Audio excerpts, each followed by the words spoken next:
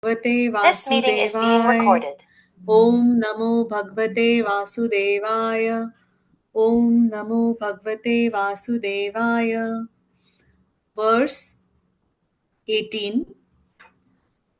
Kaeshayosavaham abjaprastha etat kuto vabjam mananyadapsu asti yadhastadiha kinchanatat adhishtitam yatra satanubhavyam.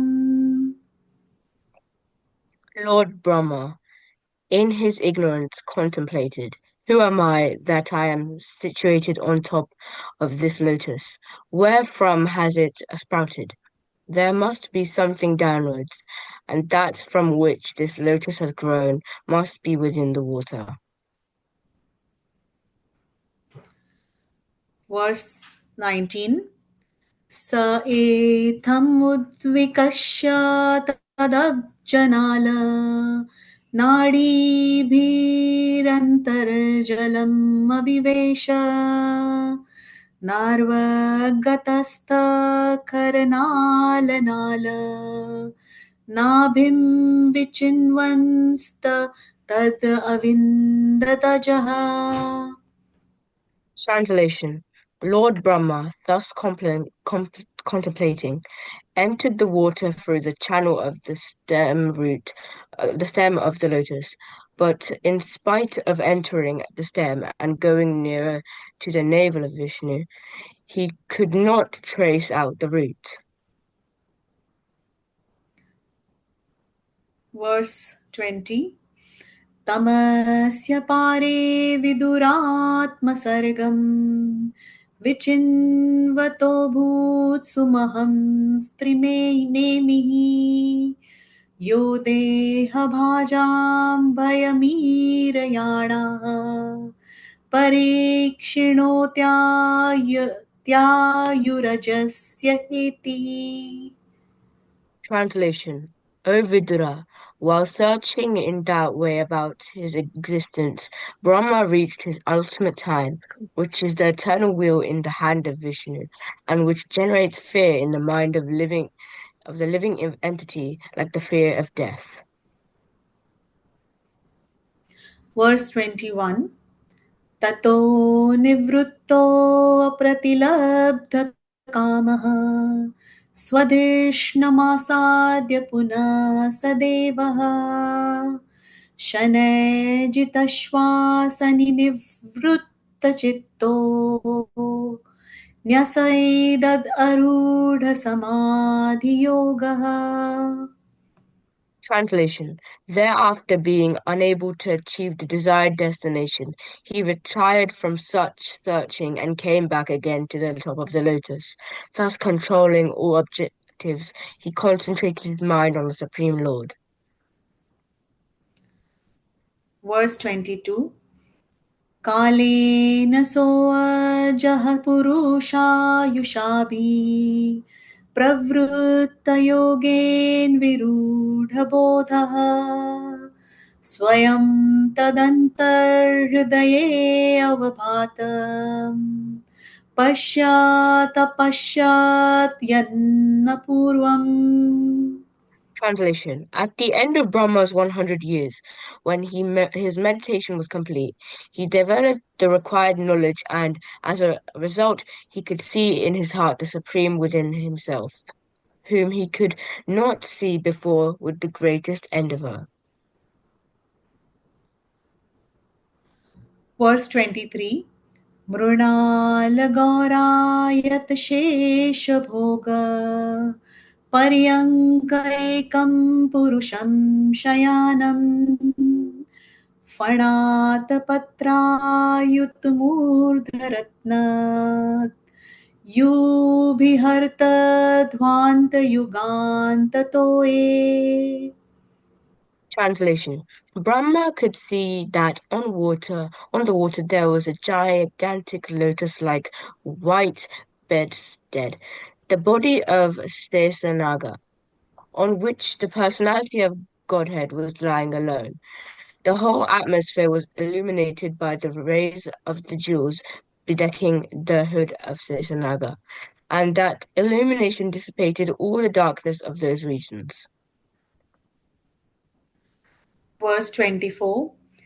प्रेक्षां क्षिपन्तं हरितोपलात्रेः सन्ध्याभ्रनिवेरुरुक्ममूर्ध्नः Ratno दधारौषधि सोमनस्य वनस्रजो वेणुभुञ्जाङ्घ्रिपाङ्ग्रेः. Translation. The luster of the transcendental body of the Lord, mocked by the beauty of the coral mountain. The coral mountain is very beautifully dressed by the evening sky, but the yellow dress of the Lord mocked its beauty. There is gold on the summit of the mountain, but the Lord's helmet, bedecked with jewels, mocked it, the mountain's waterfall, herbs, etc., with a panorama of flowers seem like garlands, but the Lord's gigantic body and his hands and legs, decorated with jewels, pearls, tulsi leaves, and flower garlands, mock the scene on the mountain. Verse 25. आयामतो विस्तरतः स्वमान देहेन लोकत्रयसङ्ग्रहेण विचित्रदिव्याभरणां शुकानां कृतश्रिया पाश्रितवेषदेहम्. Translation. His transcendental body, unlimited in length and breadth, occupied the three planetary systems, upper, middle, and lower. His body was self-illuminated by unparalleled dress and varietyness, and was properly ornamented. Verse 26. पुंसां स्वकामाय विविक्तमार्गैर् अभ्यर्चतां कामुडुघाङ्घ्रिपद्मम् प्रदर्शयन्तं कृपया नखेन्दुम् मयूखाभिनन्गुलिचारुपत्रम्. Translation. The Lord showed his lotus feet by raising them. His lotus feet are the source of all awards achieved by devotional service, free from material contamination. Such awards are for those who worship him in pure devotion. The splendor of the transcendental rays from his moon-like toenails and fingernails appeared like the petals of a flower. Verse 27. मुखेन लोकार्तिहर्स्मितेन परिस्फुरत्कुण्डलमण्डितेन शोणायितेनाधरबिम्बभासा प्रत्यर्हयन्तं सुनसेन Suprabha. Translation. He also acknowledged the service of the devotees and vanquished their distress by his beautiful smile. The reflection of his face, decorated with earrings, was so pleasing because it dazzled with the rays from his lips and the beauty of his nose and eyebrows. Verse 28. कदम्बकिञ्जल्कपिशङ्गवाससा स्वलं कृतं मेखलया नितम्बे हारेण चानन्तधनेन वत्स श्रीवत्सवक्षः स्थल्वलभ्येन. Translation. O my dear Vidura, the Lord's waist was covered with yellow cloth resembling the saffron dust of the kandaba flower, and it was encircled by a well-decorated belt. His chest was decorated with the srivatsa, marking a necklace of unlimited value. Verse 29. परार्ध्यकेयूर्मणिप्रवेक पर्यस्तदोर्दण्डसहस्रशाखम् अव्यक्तमूलं भुवाङ्घ्रिपन्पेन्द्रम् अहेन्द्रभोगैर्दिविवर्तवल्शम्. Translation. As a sandalwood tree is decorated with fragrant flowers and branches, the Lord's body was decorated with valuable jewels and pearls. He was the self-situated tree, the Lord of all others in the universe, and as a sandalwood tree is covered with many snakes, so the Lord's body was also covered by the hoods of Anatta. Verse 30. चराचरौको भवन्महीद्रम् अहीन्द्रबन्धुं सलिलोपगूढम् किरीटसाहस्रहिरण्यशृङ्गम् आविर्भवत्कौस्तुभरत्नगर्भम्. Translation. Like a great mountain, the Lord stands as the abode for all moving and non-living living entities. He is the friend of the snakes because Lord Anatta is his friend. And as a mountain has thousands of gold peaks, so the Lord was seen with the thousands of gold helmeted hoods of Anantanaga. And as a mountain is sometimes filled with jewels, so also his transcendental body was fully decorated with valuable jewels. As a mountain is sometimes submerged in the ocean water, so the Lord is sometimes submerged in the water of devastation.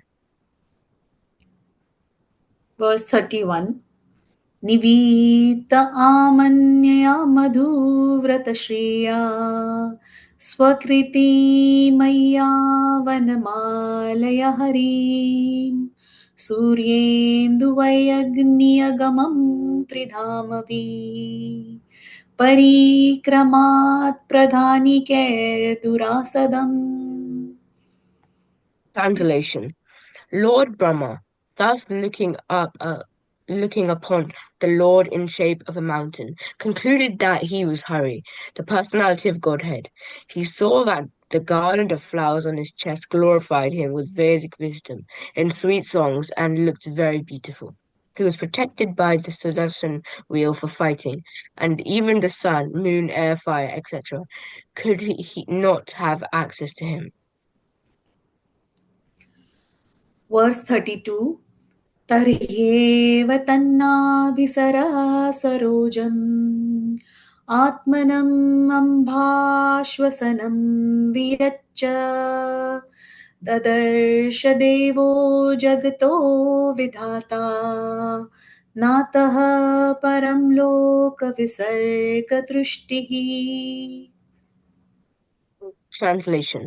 When Lord Brahma, the maker of the universal destination, thus saw the Lord, he simultaneously glanced over creation.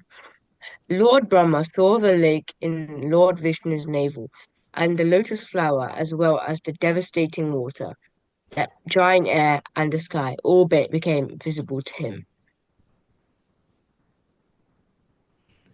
Verse 33. सकर्मबीजं रजसोपरक्तः प्रजाः सिसृक्ष्णयदेव दृष्ट्वा अस्तोदविसर्गविमुखास्तमिड्यम् अव्यक्तवर्तमाने अभीशिवात्मा. Translation. Lord Brahma, thus being surcharged with the mode of passion, became inclined to create, and after seeing the five causes of creation indicated by the personality of Godhead, he began to offer his respectful prayers on the path of the creative mentality. Hare Krishna. Hare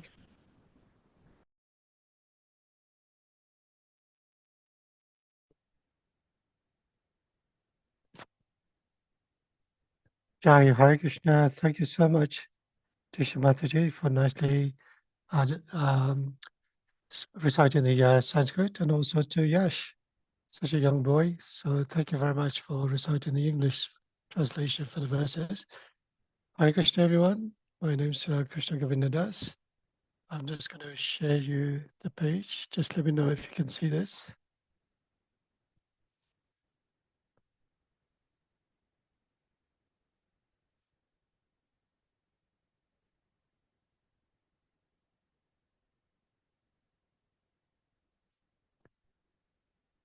Yep, you can see that. Yes, Prabhuji. Hare Okay, Krishna. thank you. Okay, thank you very much, everyone. Please have some humble obeisances. Thank you for today's chat class, 16th of February. Today's verses are going to be from Canto 3, the status quo, Chapter 8, Manifestation of Brahma from Garbhodaksha Vishnu. And the verses we're going to be reciting today is 25, 26, 27, and 28. Thank you very much, everyone. Om Namo Bhagavate Vasudevaya. Om Namo Bhagavate Vasudevaya. Om Namo Bhagavate Vasudevaya. Narayam Namaskrityam Naram Chaiva Narotanam Devyam Saraswati Vyasam Tato Jayamudiriye Nashashu Bhadreshu Nitya Bhagavata Sevaya Bhagavata Matam Shloke Bhakti Bhavati Naishtaki. So Srimad Bhagavatam, Canto 3, Chapter 8, verse 25. Ayamata Vishtarata Swamana Dehena Lokatraya Sangrahina Vichitra Divya Paranam Shukanam Krita Shaya Pashita Vishadeham. Translation. His transcendental body, unlimited in length and breadth, occupied the three planetary systems, upper, middle, and lower. His body was self-illuminated by unparalleled dress and variegatedness, and was properly ornamented. Purport by His Divine Grace, A.C. Bhaktivedanta Swami Srila Prabhupada Ki Jai. The length and breadth of the transcendental body of the Supreme Personality of Godhead could only be measured by his own measurement because he is all-pervading throughout the complete cosmic manifestation. The beauty of mature nature is due to his personal beauty, yet he is always magnificently dressed and ornamented to prove his transcendental variegatedness, which is so important in the advancement of spiritual knowledge. So I shall recite the invocation prayers. Please do join in. Om Jnana Timarandasya Jnana Jana Shalakaya Chakshurmalitam Yena Tasmai Shri Gurave Namaha Shri Chaitanya Mano Bhishtam Stapitam Yena Bhutale Swayam Rapakada Mayam Tadati Swapadantikam Vandeham Shri Guru Shri Yuta Padakamalam Shri Gurun Vaishnavamscha Shri Rupam Sagrajatam Sagana Raghunatam Vitam Tam Sajivam Sadvaitam Savadutam Parijana Saitam Krishna Chaitanya Devam Shri Radha Krishna Padan Sagana Lalita Shivishakamitamscha He Krishna Karuna Sindhu Dinabandhu Jagapate Gopesha Gopika Kanta Radha Kanta Namostate Tapta Kanchana Gaurange Radhe Vrindavaneshwari Vishabhana Sute Devi Pranamami Hari Priye Vanchakalpatarubhyasya kripa sindhu pyaivacha patitana pavanebhyo vaishnavebhyo namo namah namo Vishnu padaya. Sorry. Jai Shri Krishna Chaitanya Prabhu Nityananda Shri Advaita Gadadhar Shivasari Gaur Bhaktavinda Hare Krishna Krishna Krishna Hare Hare Hare Rama Rama Rama Hare Hare. Hare Krishna, dear devotees, please please accept my humble obeisances. First of all, I'd like to offer my obeisances and receive the blessings of my Guru Maharaj, Srila Bhakti Swami, Namo Vishnupadaya, Krishna Prasthaya Bhutale, Srimati Bhakti Swami Tenamine. Also seek the blessings of Jagat Guru, Srila Prabhupada, Namo Vishnupadaya, Krishna Prasthaya Bhutale, Srimati Bhakti Vedanta Swami Tenamine. Namaste Saraswati Devan Gauravani Vajayane Nirvishesha Sanyavadi Paschachade Satarane. also kindly seek the blessings of all the devotees listening to this class, so I may be able to speak on the wonderful glories and topics of Srimad Bhagavatam. So just a little background on this particular verse or this chapter. It's actually discussing about the manifestation of Lord Brahma. That comes from the navel sprout of Lord Vishnu. This is also when you read the translation or the verses earlier on, it mentions about Sanat Kumara is actually going to see Lord Vishnu laying on the Garbhodaksha Vishnu on the Seshananta.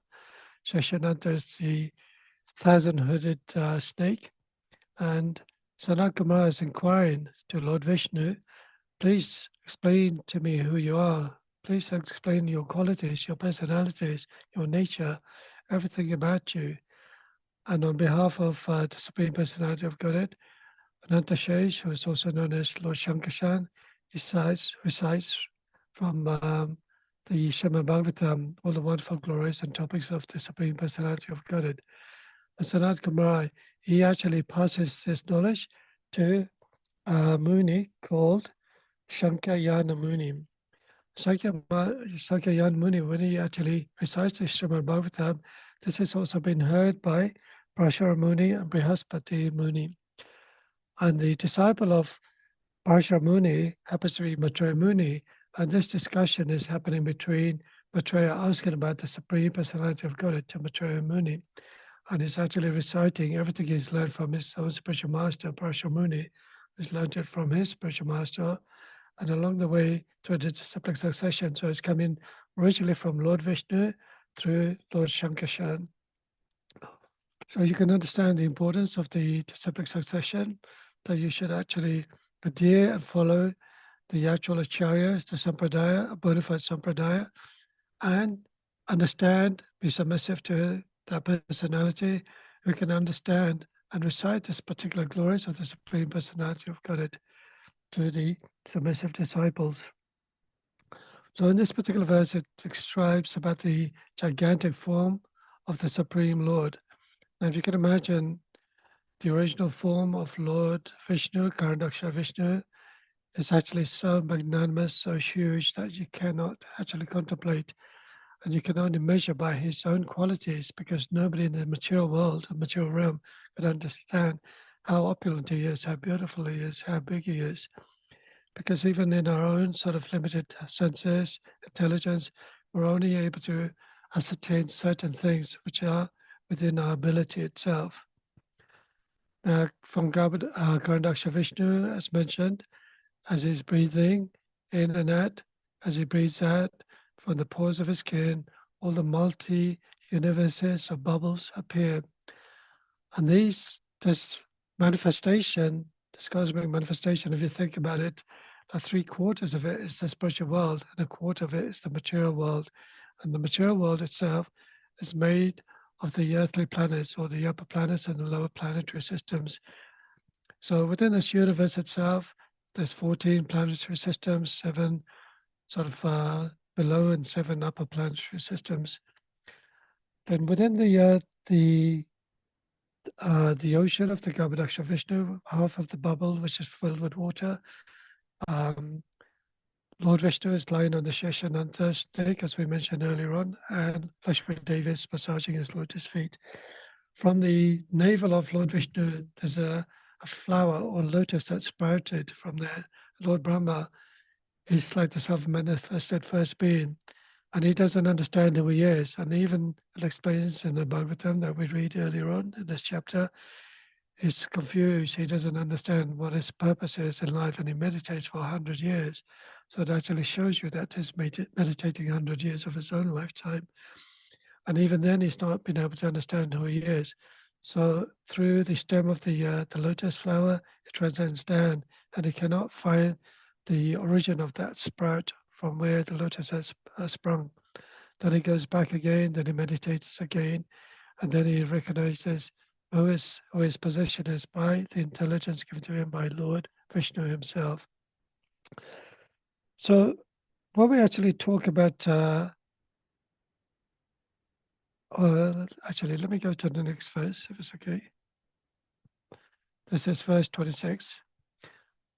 Om Sham Svakamaya Vivikta Magi Abhyarchatam Kamad Hangri Padam Padarashayantam Kripaya Nakyendu Uyuka Binanguli Charupatram.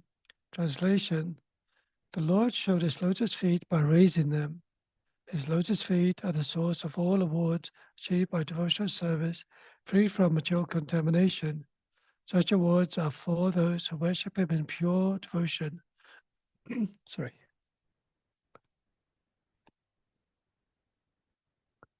The splendor of the transcendental rays from his moonlight toenails and fingernails appeared like the petals of a flower. Purport by Srila Prabhupada. The Lord fulfills the desires of everyone just as one desires. Pure devotees are interested in achieving the transcendental service of the Lord, which is non-different from him. Therefore, the Lord is the only desire of the pure devotees, and devotional service is the only spotless process for achieving his favor. Srila Rupa Goswami says in his Bhakti Rasamrita Sindhu 1.1.11, the pure devotional service is Jnana Kamade Anavritam. Pure devotional service is without any tinge of speculative knowledge and fruitive activities. Such devotional service is able to award the pure devotees the highest result, namely direct association with the Supreme Personality of Godhead, Lord Krishna. According to the Gopala Tapanupanishad, the Lord showed one of the many thousands of petals of his lotus feet. It is said, Brahmano savanavratam medhyataha stuta paradante supajata gopavesha me purashtat avirpa bhuva. After penetrating for millions of years, Lord Brahma could understand the transcendental form of Lord Sri Krishna, the dress of a cowherd boy. And thus he recorded his experience in the Brahma Samhita and the famous prayer, Govindam Adipusham Tamaham Bhajami. So Prabhupada actually explains the importance about devotional service, that everything to achieve the lotus feet of the Supreme Lord, one has to perform devotional service and it can free himself from this material contamination. But that service, that duty of devotional service has to be untinged. There has to be no sort of fruitive activities involved in it at all. It's just like in the ninth offense against the holy name of the Lord, it mentions that to consider the chanting of the holy name as fruitive activities, karma kanda. It's actually recognized that if you consider that just by chanting the Hare Krishna mantra, you would get some material benefit, you'll get some wealth, some fame, some knowledge. But actually, that's not the real purpose of chanting the holy name of the Lord. A real devotee was free from any material contamination, from any desires or any fruitive results. It's actually serving the Supreme Lord because his desire is just to please the Supreme Lord. And when the Supreme Lord is pleased, when the Lord is pleased, when the devotee is pleased, rather, the Supreme Lord is also pleased as well. So there's a particular verse from Srimad Bhagavatam. Srimad Bhagavatam, Canto 1, Chapter 2, verse number 6. Does anybody want to recite this verse?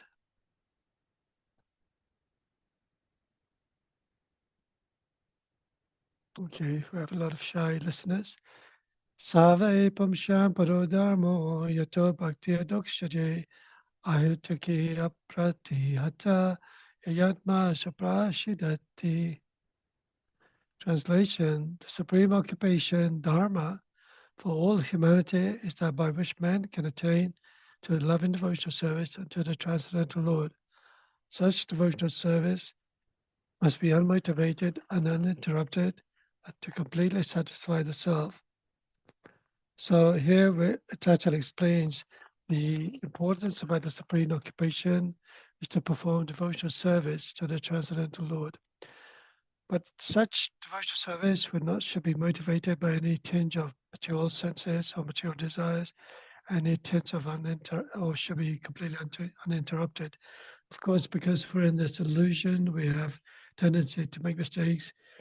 We're only human beings. We're trying to perfect ourselves in this process of Sanantanam, in this process of chanting the holy name, freeing ourselves from all the material contamination by surrendering unto a bona fide spiritual master.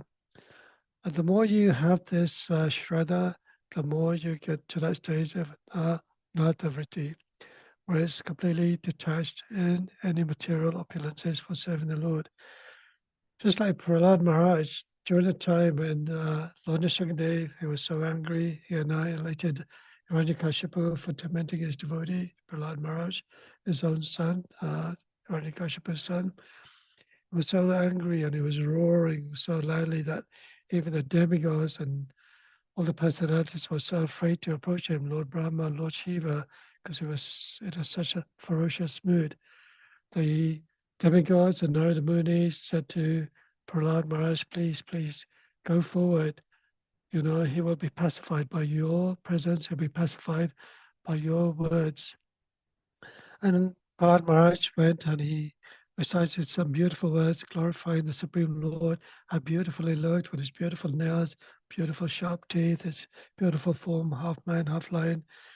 And the Lord slowly, slowly calmed down and he pacified himself within. And he acknowledged Prahlad Maharaj, sat him on his lap. And Nrsimhadev was very pleased with his offering of prayers and his unmotivated love and devotional service for the Supreme Lord. And he asked Prahlad Maharaj, please ask me for whatever benediction you want. Prahlad Maharaj, he had no intention of having any benediction at all. Lord Nrsimhadev again and insisted, please ask me whatever benediction you want. And the third time he asked again to Lord Prahlad Prahlad Maharaj, because he refused to receive any sort of remuneration at all. He was just pleased to see the Supreme Lord. But he asked the Supreme Lord, please, please, please forgive Hiranyakashipu, allow him to actually come to that understanding where he could actually become a devotee of you, dear Krishna. And of course, Lord Shingadevi was so humbled by Prahlad's request, because he didn't ask anything for himself, but rather he wanted to free and ask the Lord to forgive him for his sinful activities. But he's awarded him that 21 generations before and after will be actually have the opportunity to attain salvation, to attain themselves from or free themselves from this material contamination of birth and death. So it just shows you that when you have that sort of mood of not wanting to have anything at all in return for doing devotional service, then the Lord is very satisfied. Same with Dhruva Maharaj, when he was very much humiliated by the harsh words of his stepmother. He was asked by his own mother to go to the forest and pray to Lord Vishnu, to understand his position and to pray to Lord Vishnu to attain some strength. And he desired a kingdom, he desired so much opulence, he desired so much wealth. He meditated in the forest for 6 months, he abstained from all sorts of food, berries, leaves, and then to the point where he was just living on breathing air in and out. Lord Vishnu was very pleased with him, and he presented himself in front of Dhruva Maharaj. Lord Dhruva Maharaj was so pleased. But when he saw Lord Vishnu, he felt so ashamed, he felt so embarrassed. He prayed to the Lord to acquire for some mature benedictions. But actually, I was so happy to see the Lord as he was, and he did not desire to have anything at all. But of course, the Lord was so pleased with his mood of servitude that he awarded him the Dhruva Loka planet, which is considered to be the North Star. So now, just going back to this, just double check if it is this verse.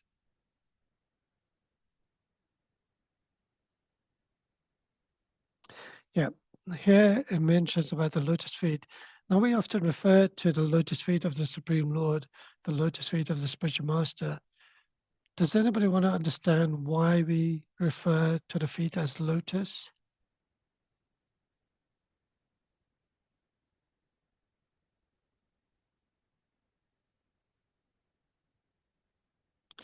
Okay, has anybody seen a lotus flower?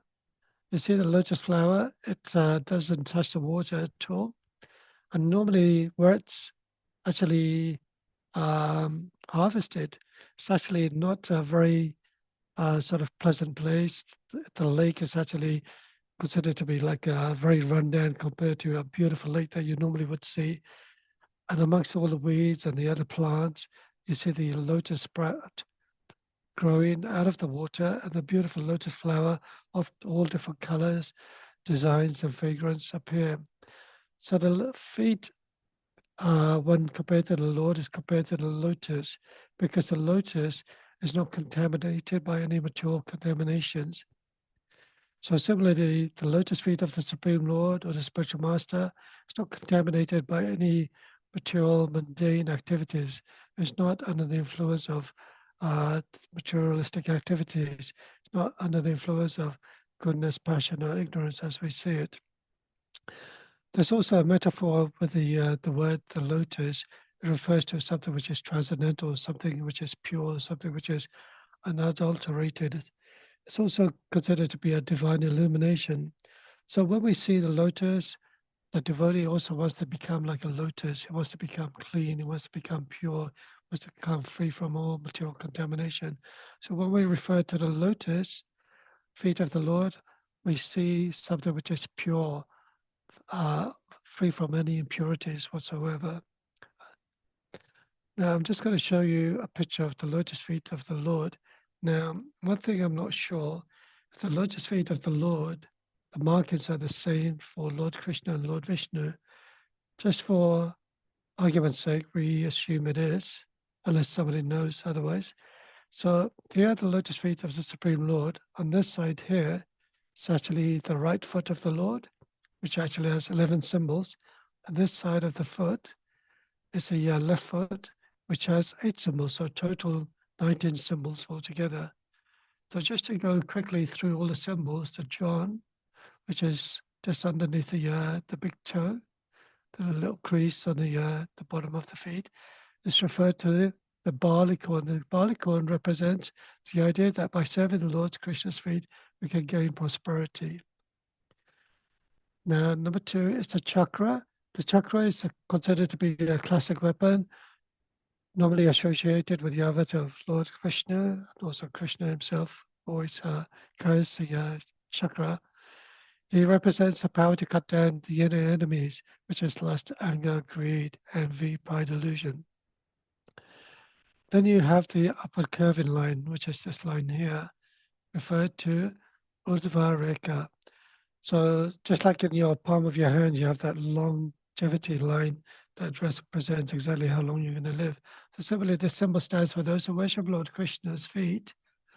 To higher realms, one fall down. So the more you worship to Krishna, the higher you would go up this line. It shows the direct and reliable path to Lord Krishna, offering assurance to those who seek refuge to Lord Krishna himself. The Anukusha, Radha, let's go to the Padma, the lotus flower, Kamala, which we were discussing earlier on. The lotus symbolizes the blessings of Lord Krishna's feet close to one's heart, depicts the presence of Goddess Lakshmi, emphasizing his feet as a source of spiritual wealth and joy. Just as the lotus bloom is devotees experience both growth and illumination, which we mentioned earlier on. Number 5 is the goad, which is this one here. You see the elephant carriage using the goad to actually direct the elephant to go one way or another way. It's a sharp object at the end of the long rod. The goad marks this, or stands for the meditation that brings one control over our wandering thoughts. Our mind is always wandering, just like Arjuna says, the mind is always flickering and unsteady, and it's difficult to control. It's far easier to control the wind in the mind. But of course, Krishna assures him that just by steady focus, steady sort of practices, you can control the mind. So the goad mark stands for the meditation that brings one control over wandering thoughts, directing us like the rider of an elephant. It represents the idea that by staying on the path to his feet, one rises above challenges. Number 6, the flag. So you see the flag. This mark indicates how praying to Lord Krishna's feet shatters the effects of one's past karmic reactions. It shows that his feet elevate us to a position of honor. Oh, sorry, beg your pardon. I'm reading the wrong one. The flag symbolizes security and protection for the devotee, worshipping him, shielding them from the fear and worries. So the flag represents shielding one's fears and worries. The seventh one, the thunderbolt, which is Vajra, this one here. This marks indicates our praying to Lord Krishna's feet shatters the effects of our past karmic reactions, shows that his feet elevate us to a position of honor and greatness, again to one of the most powerful gods, Lord Indra. Number 8, just like an umbrella, it protects us from all the elements of the weather. So the umbrella stands symbolization that Lord Krishna provides shelter from the rain of material sufferings. Those who take refuge find protection and comfort under him. Okay. Number 9, the octagon, which is a symbol here. You normally see that symbol on the markings of a yagya, the sandpit itself, or sometimes on a symbol that you place in front of the temple room door, the Antagona. This symbol represents or stands as a representation of Lord Krishna offering protection in all the directions for devotees who seek him. So there's 8 points, there's 2 squares on top of each other, overlapping at 45 degrees, showing the north, east, south, and west sort of positions, and the positions in between each of those prominent directions. It signifies that nothing is out of reach for those who turn to the Lord. So when you see that symbol, the Lord is protecting you from all 8 directions. Number 10, the swastika. You see that very often in many of the offerings of prayers to the Supreme Lord, on wedding invitations and so forth. The swastika is a traditional symbol in Sanatana, what can be found to be etched under the right lotus feet of the Supreme Lord. It is believed to stand as an indication that all is well for those who find solace in him, dispelling any inauspiciousness. So the swastika is normally when you recite the word Om Swasti, Om Swasti, Om Swasti, that's to recite, bring about auspiciousness to oneself, the atmosphere, the yagya, and everybody participating in that yagya. Okay, number 11 is the Jambufala, the rose apple. This is these 4 lotus petals here. The symbol is believed to underline the focus for worship for people in the region of Jamadvipa, island of the rose apple. It emphasizes the unique significance. Now going on to the left foot, you understand from the beginning of the Mahabharata when Lord Krishna blows his conch shell, Panchajanya, it reverberates in the hearts of all the enemies and it shatters their hearts like anything. It roars like a lion and all the birds scatter, the trees are blown away by the powerful sound of the Panchajanya when Lord Krishna blows it just before the start of the battlefield of Kurukshetra. So the Shankar, Lord Vishnu is always represented with a Shankar and Chakra, so that it should come. It's no surprise the conch mark is etched onto the lotus feet. It indicates that Lord Krishna is rescuing his devotees from distress. Just as the conch holds water, he holds good the nectar to relieve material suffering. Also, when you actually blow the conch shell, it's actually freeing all the inauspicious activities around you and actually welcoming the Lord. Just like when you perform an arati, when the pujari blows the conch shell, it's actually not only telling everybody the arati is about to start, inviting the Supreme Lord, but also the sound of the conch, just like Lord Krishna when he blows the conch shell, Panchajanya, reverberates the whole atmosphere, frees itself from all inauspiciousness and brings about auspicious activities. Number 2, the sky or ambara. This 2 circles represents the sky. The mark illustrates Lord Krishna's pervasiveness across the universe. His presence is everywhere and undeniable. So he's present, past, present, and future everywhere. Signifies his omnipresent and detachment like a vast sky. Now the bow, the nusha, this mark represents freedom from worries for those who take refuge of the Lord Krishna. Who takes refuge in Lord Krishna, it stands as a representation of how devotion leads to liberation from the cycle, birth and death.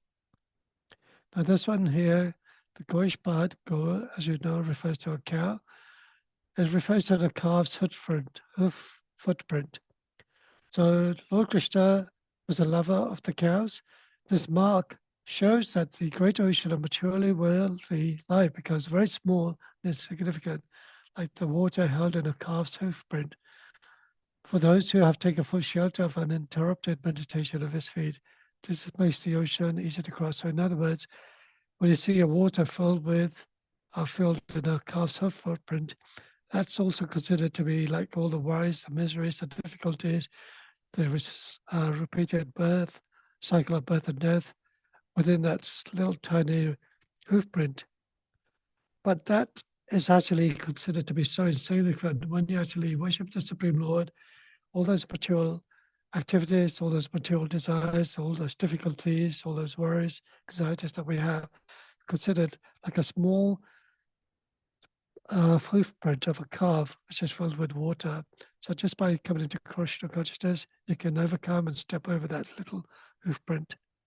So the triangle, the trikona, this one here, this assures the devotee protection from the three modes of material nature. Three modes of material nature, of course, that's goodness, passion, and ignorance. You see, his feet are first and last refuge of the inhabitants of the three worlds. His feet are the safest sanctuary for devas, humans, and animals. It signifies his feet as a refuge made across the three worlds. And number 9 is the pitcher, which is the Kailash. The pitcher marks significance and continuous flow of nectar from his feet to nourish devotees. It depicts feet as a source of pure happiness. Okay, I'm just going to quickly go into the last two. The Ardha Chandra, the half moon, the mark shows that Lord Krishna fills his devotees' desires, symbolizes the exalted state of those who honor his feet, comparing them to Shiva's head adornment. It is also considered that in the same way that the moon is one entity, but it takes away darkness from many people who at the same time see the Lord as one, but saves and blesses many lives at the same time. The final one, the fish marks symbolizes inseparable connection between the devotees and Lord Krishna. So it actually signifies joy, desires, and protection from suffering. It also stands for the mind, which is always fickling, constantly, just like a fish flows backwards and forwards. So the Lord himself took the form of Matsya, the fish incarnation, and saved his followers. Similarly, by taking shelter of a fish on the markings of the representative, or the markings on the lotus feet of the Lord, actually shows that subduedness and surrendering unto the Supreme Lord. Okay? So now just going back onto the next verse. Verse 27. Mukena lokada iti haraspitena paripusharat kundalamanditena sonayitena darabhima pasa pachabayantam sanasena subriva. Translation. He also acknowledged the service of the devotees have vanquished the desire, distressed by his beautiful smile. The reflection of his face, decorated with earrings, was so pleasing because it dazzled with the rays from his lips and the beauty of his nose and eyebrows. Purport by Srila Prabhupada, devotional service to the Lord is very much obliging to him. There are many transcendentalists in different fields of spiritual activities, but devotional service to the Lord is unique. Devotees do not ask anything from the Lord in exchange for their service. Even the most desirable liberation is refused by devotees. Although offered by the Lord, thus the Lord becomes a kind of debtor to the devotees. And he can only try to repay the devotee service with his ever-chanting smile. The devotees are ever satisfied by the smiling face of the Lord. They become enlivened. By seeing the devotee so enlivened, the Lord is further satisfied. So there is continuous transcendental competition between the Lord and his devotees by such reciprocation of service and an acknowledgement. So here is so beautifully explained that just by seeing the beautiful smile of the Lord, it vanquishes all the distress, all the anxieties that the devotees face. So normally within a devotee, although he's free from duality, he doesn't see anything which is in happiness or in distress as different sort of conditions in himself. He sees them equally in a way.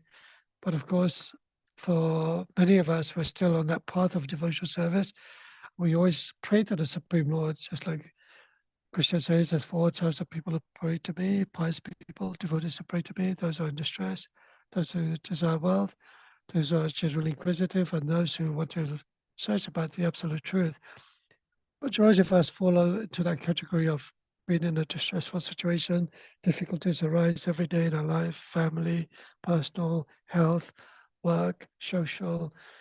Everything that we can think of always has some sort of reason to be causing us distress in one way or another.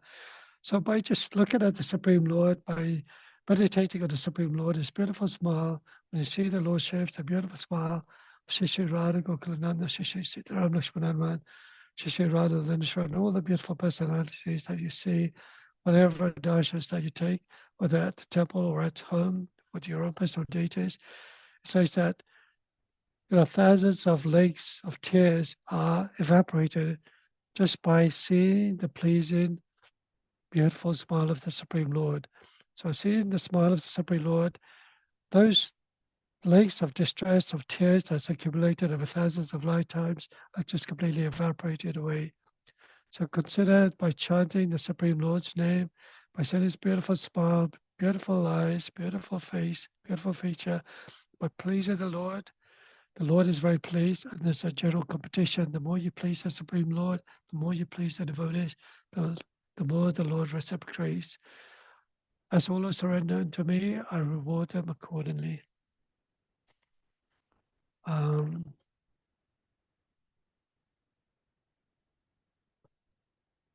to the last verse. Kadama Kinjalka Pashangavasasha Salka Krita Mikalyatin Nitambe Arena Chananta Danena Vatsa Shivatsa Vaksha Ishtalavala. That's verse 28. Translation: On my day of the Lord's face was covered with yellow cloth, resembling the saffron dust of the kadamba flower. It was encircled by a well-decorated belt. His chest was decorated with the Srivatsa marking and a necklace of unlimited value. So the Lord always has different ornaments around him, different paraphernalia, as we mentioned, but the different symbols that he carries, also the symbols on his lotus feet. The Srivatsa is also a symbol that is a marking on his chest.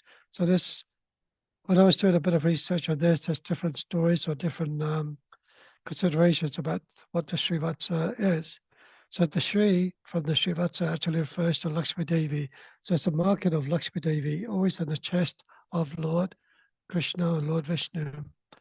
Now, in some chapters, it mentions about the marking of the Srivatsa, considered to be like a curl of white hair on the chest of the Lord, which is a special sign of his being, the Supreme Personality of Godhead.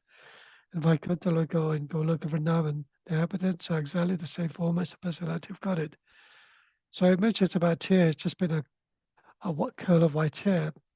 But in other places, I've actually read that many of you have probably heard the story of the Muni, Brigha Muni, when he wanted to find out who was the supreme authority.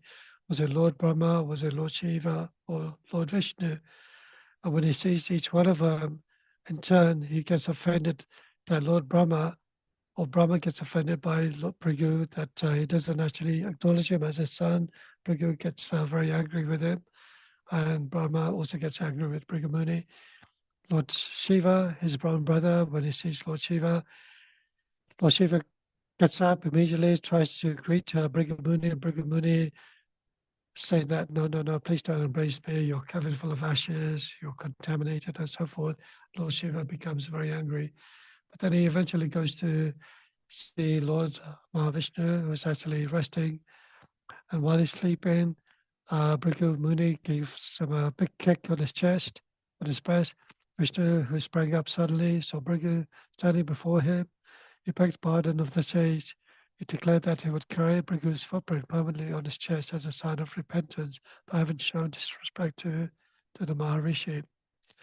The footprint still remains on the Vishnu's chest and is known by the name of Srivatsa.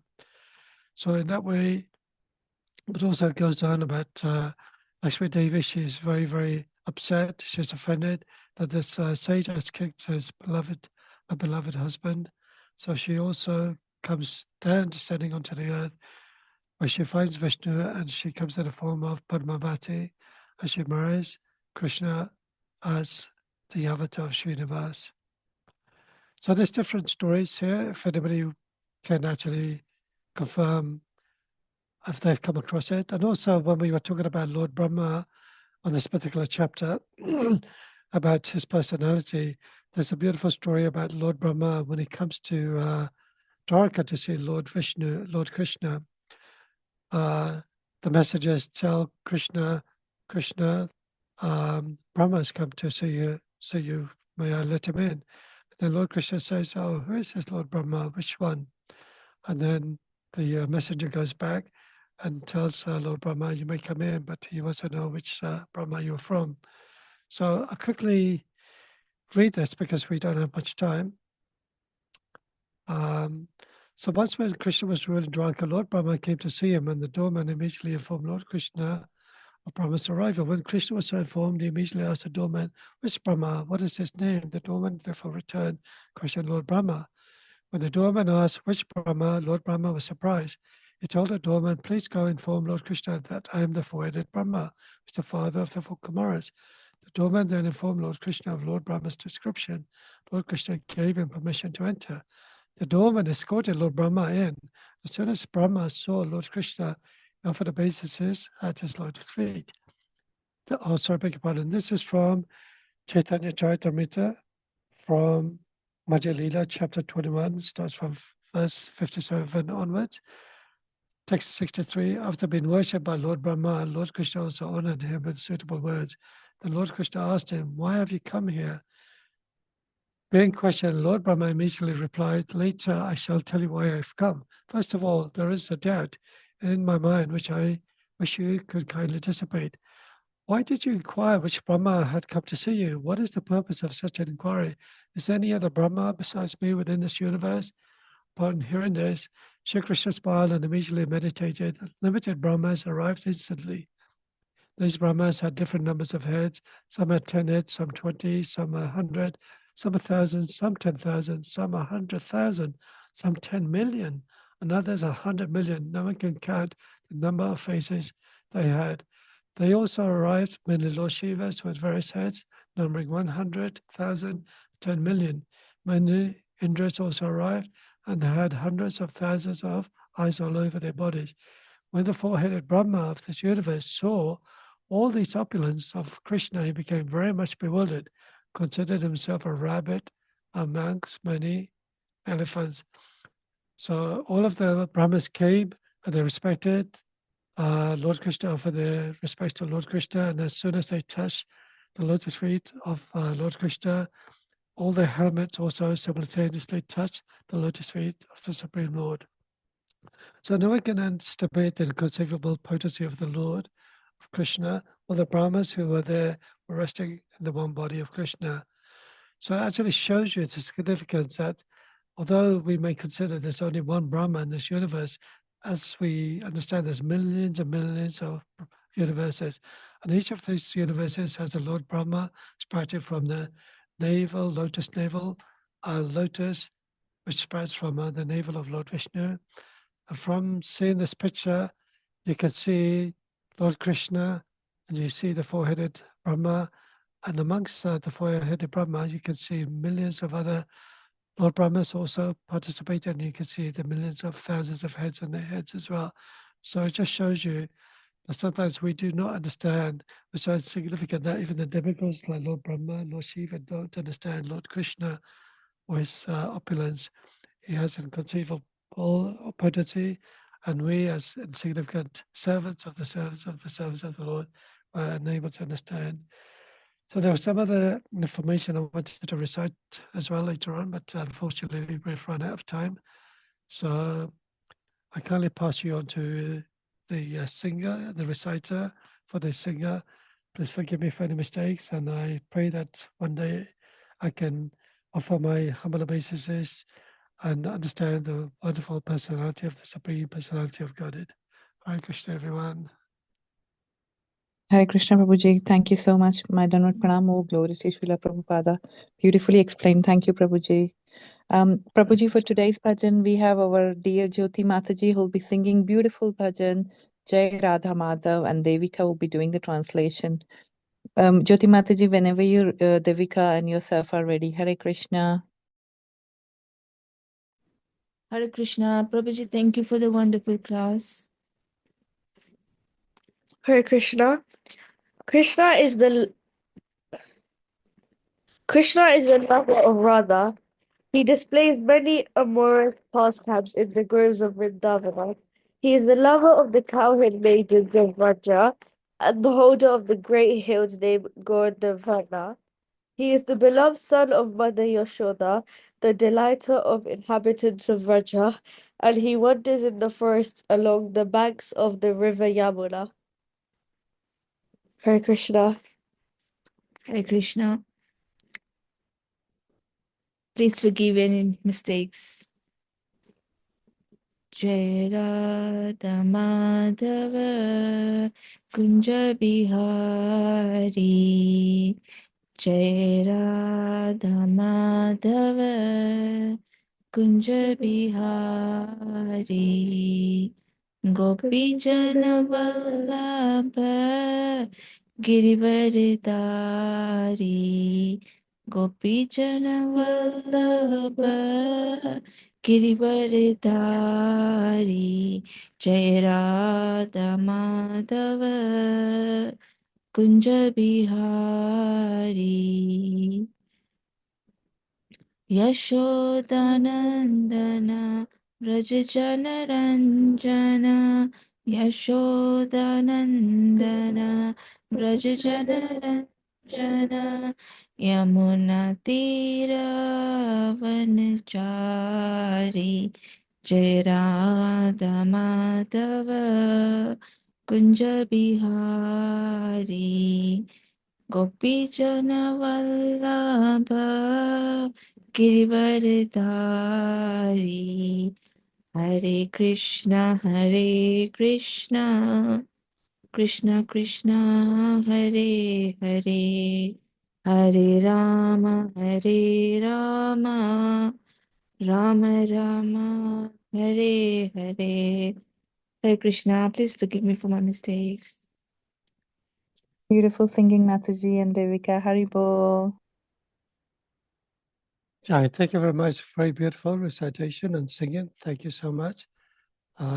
Tomorrow is the glorious appearance day of Srila Bhaktisiddhanta Saraswati Thakur. So he's the special master of His Divine Grace, A.C. Bhaktivedanta Swami Prabhupada. Without his blessings, we would have not actually got an opportunity to be within Krishna consciousness, because by the mercy of Srila Bhaktisiddhanta Saraswati Thakur, when he first met Abhay Charan in 1922, he actually specifically mentioned to him, "You are a young, educated man. Why don't you preach this glorious of Krishna consciousness to the West?" So from 1922 to 1965, almost like 43 years, Srila Prabhupada took that time to prepare himself to come to the West so that he could give that beautiful spiritual knowledge that was imbibed by his own spiritual master. And he also acknowledges everything that he has done within ISKCON is actually thanks to his own spiritual master's mercy. So if you can, fast half a day and at least read something about his glories, that'd be so nice. Thank you, everyone. Please forgive me for any mistakes made today. Chubhischa kripa sindhubhya eva cha patitanam pavanebhyo Vaishnavebhyo namo namaha. Hare Krishna. Have a nice Hare week, Krishna. everyone. Ananta Koti Vaishnava Vrinda ki jai. Srila Srimad Prabhupada ki Bhagavatam ki jai. jai. Thank you, Prabhuji. Very nice class. Thank you. Hare Krishna. Hare Krishna. Excellent class and excellent singing. Thank you very much.